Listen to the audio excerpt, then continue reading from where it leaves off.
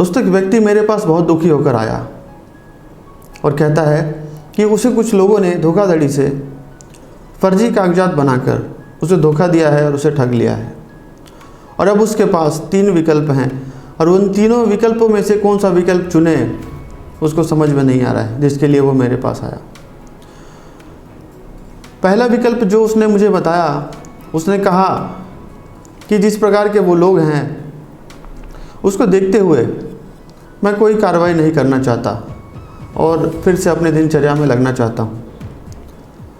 तो ऐसे में इस विकल्प का जवाब मैंने उसको दिया कि यदि इस प्रकार का अपराध करने वाले लोगों को अगर ऐसे छोड़ दिया गया, ऐसे में उनका मनोबल बढ़ता है और जिस व्यक्ति के साथ ऐसी घटना हुई है, जो पीड़ित पक्ष है, उसे दोबारा से वो ठगने का प्रयास कर सकते हैं, वो या फिर कोई और। अब पीड़ित पक्ष के द्वारा कोई कार्रवाई न करने की वजह से जो दोषीगण हैं उनका मनोबल बढ़ने से वो किसी अन्य लोगों के साथ भी ऐसी गलत हरकत करने के बारे में सोचते हैं और दोबारा से ऐसे अपराध करते हैं। तो पहला विकल्प तो मैंने उसे कहा कि ऐसा आपको नहीं चुनना चाहिए। दूसरा विकल्प जो उसने बताया उसके बारे में हम अंत में बात करेंगे। उसने तीसरा जो विकल्प बताया उसको सुनकर मुझे बहुत दुख हुआ। उसने कहा कि वो आत्महत्या करना चाहता है। मैंने उसको समझाया कि आत्महत्या करना किसी चीज़ का विकल्प नहीं हो सकता है। आप यदि आत्महत्या करेंगे तो ऐसे में आपके जो आश्रित हैं उनको पीड़ा होगी, उन्हें परेशानी होगी और ऐसा करके आप उनके साथ अन्याय करेंगे। यानी एक बार आपके साथ जो है घटना घट चुकी है, आपके साथ किसी ने अन्याय किया है और अब वो अन्याय आप अपने आश्रितों के साथ करना चाह रहे हैं। तो ये विकल्प बिल्कुल गलत है और आत्महत्या करना किसी चीज़ का विकल्प बिल्कुल नहीं हो सकता है। अब बात करते हैं अंत में दूसरे विकल्प की।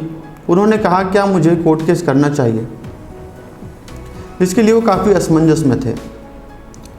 मैंने उसको ये दूसरा विकल्प ही चुनने के लिए कहा, और ऐसा इसलिए नहीं है क्योंकि मैं इस कार्यक्षेत्र से जुड़ा हुआ हूँ, बल्कि इसलिए है कि इन तीनों विकल्पों में सबसे बेहतर विकल्प यही है, जिसके बारे में आप भी विचार करेंगे तो आपको ये बेहतर विकल्प मिलेगा। अब मैंने उसको ये विकल्प चुनने के लिए क्यों कहा वो भी बता देते हैं।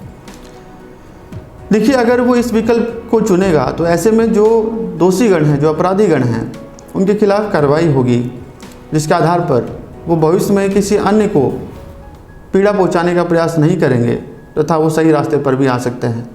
इसके साथ ही जब पीड़ित पक्ष को न्याय मिलेगा तो उसका मनोबल बढ़ेगा, उसका आत्मविश्वास बढ़ेगा न्याय के प्रति, न्यायपालिका के प्रति। ऐसे में वो खुद भी जागरूक होगा और अन्य लोगों को भी जागरूक करेगा। अब ये कहानी मैं आप लोगों को क्यों सुना रहा हूँ? देखिए, ये कहानी आप लोगों को सुनाने के पीछे मेरा उद्देश्य ये है कि आप समझें कि जब आपके साथ कोई घटना होती है, आपके साथ जब अन्याय होता है, तो आपको क्या करना चाहिए, आपको कौन सा विकल्प चुनना चाहिए। ऐसे में आप अपना जो विवेक का प्रयोग करके सही विकल्प चुन सकते हैं और न्यायालय के समक्ष जाकर न्याय के लिए गुहार लगा सकते हैं। और मैं आपको विश्वास दिलाता हूँ कि न्यायपालिका जिस प्रकार से काम करती है और जिस प्रकार से आप लोग अपने न्याय की अपेक्षा रखते हैं, उस प्रकार से आपको वहाँ से न्याय मिलता है।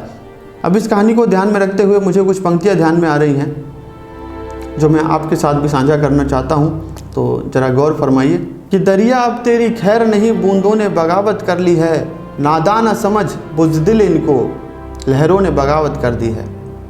अब इससे अगली जो लाइनें हैं वो वकील को, अधिवक्ता को समर्पित है, क्योंकि बड़े से बड़े अपराधियों के खिलाफ भी एक अधिवक्ता बिना किसी हथियारों के, केवल कागजों को अपना हथियार बनाकर उसके खिलाफ लड़ता है और पीड़ित पक्ष को उसको न्याय दिलाने का प्रयास करता है। हम परवाने हैं मौत समा, हम परवाने हैं मौत समा, मरने का किसको खौफ यहाँ। हम परवाने हैं मौत समा, मरने का किसको खौफ यहाँ। रे तलवार तुझे झुकना होगा, क्योंकि गर्दन ने बगावत कर ली है। अभी तक वीडियो में बने रहने के लिए बहुत बहुत धन्यवाद। मिलते हैं अगली वीडियो में। नमस्कार।